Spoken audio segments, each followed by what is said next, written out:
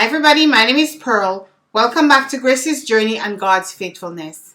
The journey continues. The following day we went to visit Grace in the NICU. When we got there, she was in a little incubator. Her monitor was just off the chart.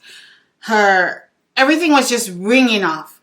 She was desaturating. Her saturation level was just deepening and it continued to deepen. The numbers were just going up and down and up. Everything was just going all crazy. Her heart rate was so high. And I looked at all the children. Some children, the monitor was ringing, but not like Gracie's monitor was just ringing off. And I sat there, and every time I heard one, I kept looking at the monitor to see what was ringing off. And she was just in there. And God kept this child, and I thank God for that. It was not easy seeing her there. During that same week, I got a call from a doctor from the hospital, and the doctor was asking me questions about our family's health history. Questions like, is there anybody in the family who has a genetic defect? And I said no. There was my cousin who had a heart defect, and she passed at the age of 17. Then he asked me for permission to do a genetic test on Grace.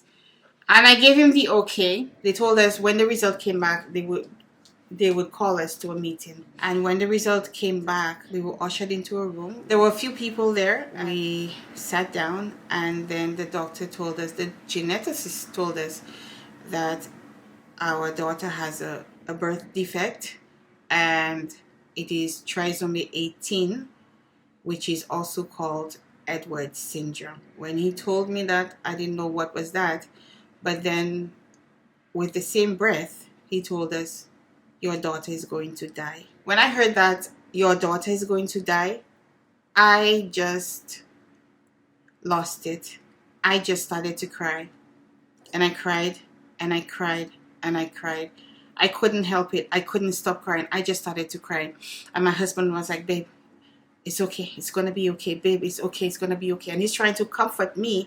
And he's in the same boat as me, right? But he's trying to be strong for us. All I could think of is, she's never going to come home. She's never going to sleep in a crib. She's never going to wear her clothes. She's never going to know her siblings. She's never going to come. She's never going to know us. And the never kept rolling in my mind and rolling in my mind.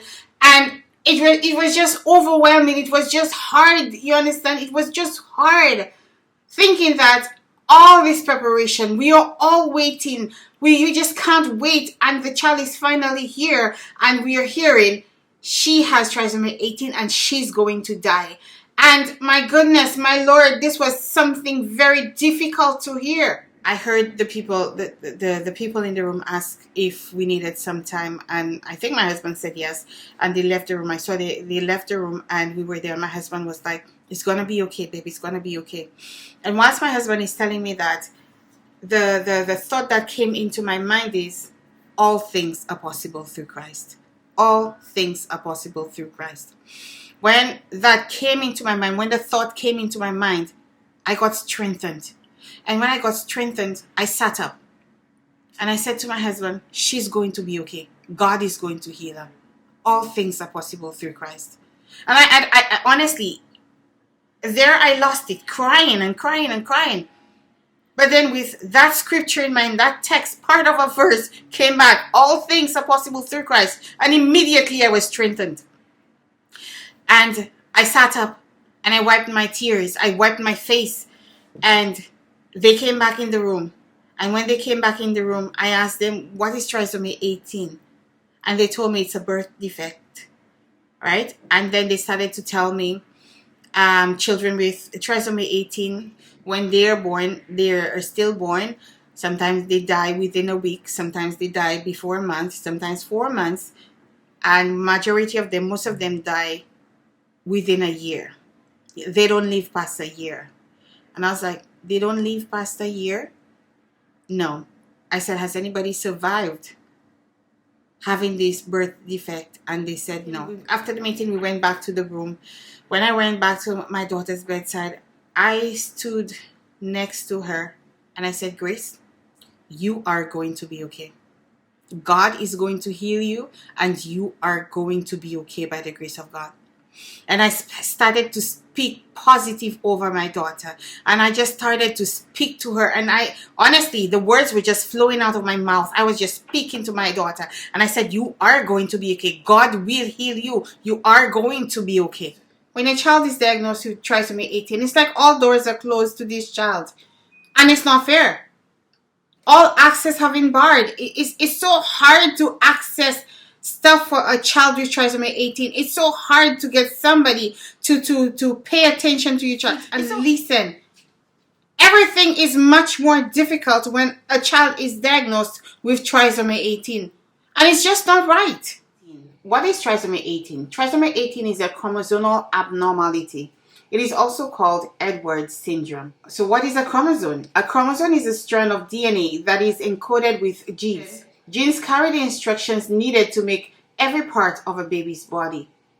Each baby gets 23 chromosomes from the mother and 23 chromosomes from the father. So that baby has a total of 46 chromosomes. In the case of a baby with trisomy 18 or 21 and so on, that means that the baby has an extra chromosome in some or all parts of the baby's cell. There are 3 types of trisomy 18. There is full trisomy 18, which is what our daughter Grace has, and it's called trichstra. That means it's in every cell of a body, and that's the most common type of trisomy 18 you find. The second one is called partial trisomy 18. The child has only part of an extra chromosome 18. It is also called a translocation. This type of trisomy 18 is very rare. There is a third one, which is called mosaic trisomy 18. The extra chromosome 18 is only in some of the baby's cells. This form of trisomy 18 is also rare. There is a test that can be done to detect trisomy 18 during pregnancy, and it is called chorionic villus sampling, or CVS, or more commonly known as amniocentesis. Well, how do they detect that? They will take a needle and put it into the amniotic sac around the baby, and they will take out some fluid and fetal cells and culture it, and then they will get a diagnosis. I was offered this test, but I didn't do it. And you might ask me, why didn't you do it? And the simple answer is because it wouldn't make a difference. I would not abort my baby. I would not terminate the pregnancy. By doing this, I could put the baby at risk. And to me, it was not worth putting our baby at risk. Going through this traumatic meeting, it wasn't easy. That meeting was very, very difficult. To sit there and to hear a doctor tell you your child has trisomy 18 and your child is going to die in the same breath, that was not easy. Thank you so much for watching. If you have not subscribed to this channel, I ask you to please consider subscribing to this channel. Also, please like this video, and also please leave a comment in the comment section below. Gracie's journey and God's faithfulness continues.